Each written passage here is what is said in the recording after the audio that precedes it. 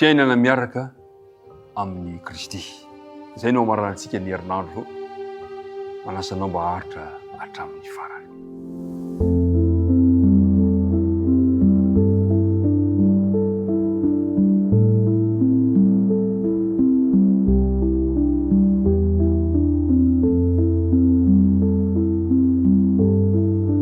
Somafamaranatsika indray ny herinandro, miarabanao natratra izany ary miarabantsika rehetra indray tafaraka amin'ny lalan'ity fandarana mamitsika iarahantsika mahazatra ity ny fiadanan'ny tompony eo aminao sy ny ankohonanao. Andeha ry hivavaka isika ranomboka izao dinika izao. Andriamanitra ray io, indriza ny hafalianay, matsapa ny fitantananao, matsapa ny famindram-po sy ny fahasoavanao. Zinona moa zay izay toy ny kankana sy olotra ihany enatrehanao, kanefa dia nomenao tombotsoa afaka andinika ny teninao ankehitriny. Tomoera ry antemponay Andriamanitra amin'ny alalana fanena masina, ary aoko mba havilanao ny hevitra mampisaraka anay aminao dia ny tsy fahatanteranay rehetra. Tononona ny vavaka nohony amin'ny anarana Jesosy. Amen. Fiainana miaraka amin'ny Kristy. Tadidinao ve le andina tao tadidina? Tsy anjery zany. Kolosianina toko 4 ka ny andininy 2:10. Ary aoko ambony zavatra rehetra, ambony zany rehetra izany ny fitiavana, fa fehiny fahatanterahana izany. Ary mpiara amindinika namana, ny zavatra misy dia amporosihana ny olona ankapobeny amin'izao fotoana izao, tsy fantoka intsony, tsy fantoka loatra ny amin'ny zavatra ara-panahy na zavatra ny lanitra, satria verina fa tsy mahatsara ny fiaina eto an-tany zany. Zany zavatra misy. Kanefa tamin'ity herinandro ity kosa dia notarihina kosa ny mifanohitra amin'izany. Isaina ny zavatra any ambony. Isaina ny zavatra any ambony. Ijery ny zavatra any ambony. Zany hoe anao lara-pamena ny zavatra ara-panahy. Indraindray toa tsy vita zany amin'ny fijerin'olombelona, fa notarihina kosa isika. Vita zany noho ny amin'i Jesosy. Raha tsarotsika mandrakariva le hoe fa ny hafaniarana tsangana tamin'i Kristy isika, dia voatazotsika izany. Nojerentsika tamin'ity herinandro ity ny hoe atsaharo ny fisainana momba ny zavatra ny tany. Ina moa ny tianao tenenina? Marina va eto amin'ity tany ity isika? Ahoana moa ny ialantsika eto? Fa ny tiany Paoly resahana tamin'izay dia zao, aoka tsy ho rehefa ho afaratsina eto amin'ity tany ity no saintsaina isan'andro. Aoka ho avozina ho fahalalana tsara n'Andriamanitra isika, ary no resahantsika ihany koa ny hoe ny toetry ny fiaina vaovao kristianina ka ny fitiavana no manjaka ao anatin'izany.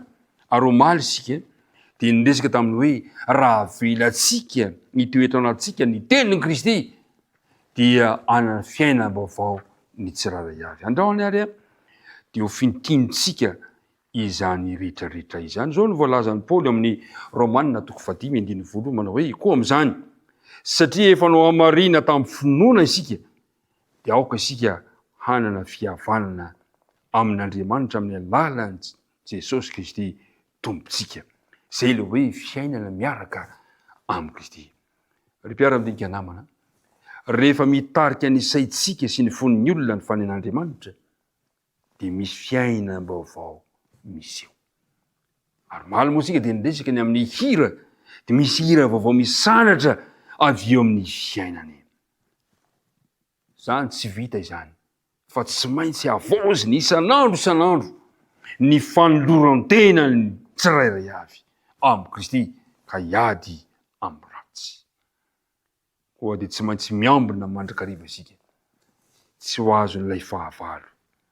Aoka ampiasaintsika mandrakariva ny fiadian'i Kristy mba azaho antsika ny fandresena. Ilaitsika mianana fiainana madio mpiara-midinika namana. Ilaitsika manana fiainana mendrika kokoa. Ilaitsika manana fiainana ambony kokoa. Mampalahelo mantsy dia izao. Fatra-pihevitra loatra n'ity tany ity isika.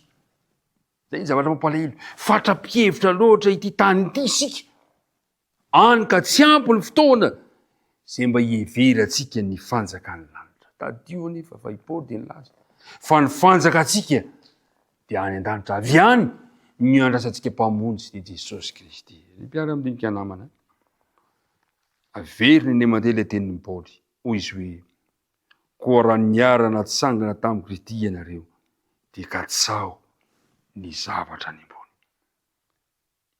Any amin'izay toerany Kristy zay mipetraka eo tanakavan'Andriamanitra, io izy hoe saino ny zavatra any ambony fa tsy ny ety ambany. De amin'ny andininy fahadimy, koa vonoy ny momba ny tenanareo zay ety an-tany.